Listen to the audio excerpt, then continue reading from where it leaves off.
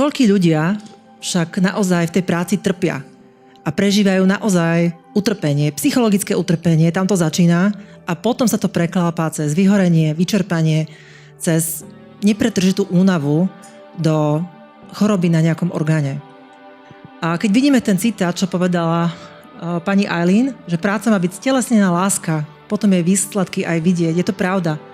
Ale nás tak spoločnosť nastavila na výkon, obrovský výkon a potreba mať úspech, ktorá v tom hmotnom svete znamená mať nejakú pozíciu, nejakú významnú rolu, čomu zodpovedá zodpovednosť, moc a samozrejme nejaký plat.